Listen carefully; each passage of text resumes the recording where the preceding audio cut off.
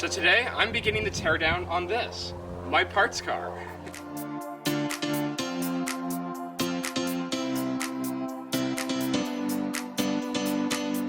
So about a year ago, I purchased this 2005 Volvo V70R to be a parts car for my 02 V70 cross country. And while it looks sort of nice on this side, it's actually been completely totaled. On the other side, it's been totally sideswiped and it has major frame damage. So I bought this car for one reason, its transmission. The P2 XC70 was never available with a manual transmission in the United States, and the only way to get it to get the M66 manual with all-wheel drive in the States was in this, the V70R and the S60R. But in order to convert it, I found it easier to just buy an entire car. And I found this about a year ago from the second owner who had just purchased it 12 days prior to it being totaled, which is actually rather sad considering it's quite a unique and rare spec without a sunroof and a really unique color combination. On the surface, this V70R actually looks quite clean. It only looks like it's been involved in a minor collision. And in fact, it actually is quite clean. It was only a two-owner car, with the first owner having it serviced religiously at the Volvo dealer in Seattle from new. In fact, the owner custom ordered this and with almost no options. In fact, this is one of the only V70Rs I've seen without a sunroof. Also came with a very cool third row seat, and it's been optioned with the blue Nordcap interior and that awesome 6-speed Spaceball M66 transmission.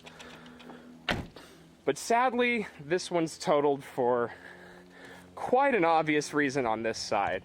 The second owner that I purchased it from had only owned it for 12 days when an elderly gentleman merging onto the 405 in Los Angeles wasn't paying attention and took out the entire side.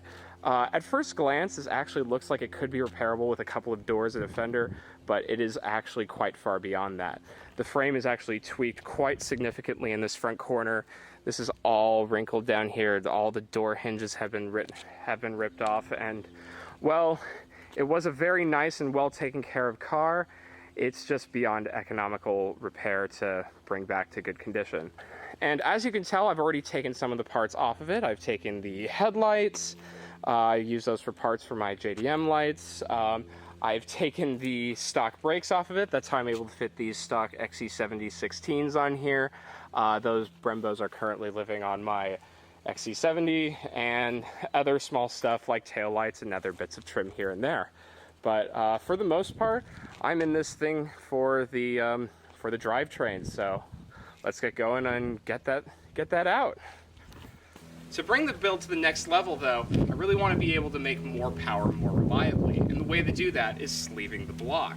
And I want to take this engine and have it sleeved. And being here in Southern California, where my parents live and where I've actually been storing this car for nearly a year now, thanks to them, we happen to be very close to a very reputable company known as Darton Sleeves, who are very well known for the sleeves that they do for these engines. And they've also referred me to a shop that actually built the K-Pax S60 racing engines back in the mid-2000s. So I feel like I'm in pretty good hands there in terms of going a little bit above and beyond with this build. But enough for talking. Let's get down to my dad's shop and start tearing into this thing.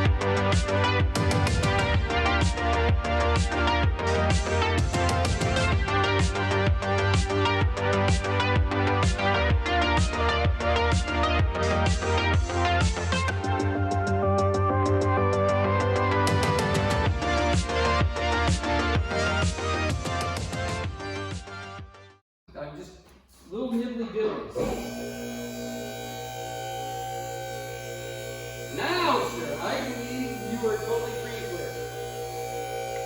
It appears to me you have successfully dropped the subframe. So this is how they lower the body onto this at the factory. Oh yeah, this is how it's done. Well, did get it out, and unfortunately, I really wasn't able to take much video of what I've started to do tearing down the engine, or at least exterior-wise. I've taken like the engine harness off, starters come off, all the coil packs, a bunch of other little things here and there, starting on more of the stuff on the back of the engine. But hopefully tomorrow this will be ready to be able to be put on the engine stand to be fully torn down to the block. So yeah, that's pretty cool. Certainly feels weird trying to video myself doing what I really don't do on a day-to-day basis. But yeah, I appreciate all the help from everybody who's helped me through this, and thank you for watching.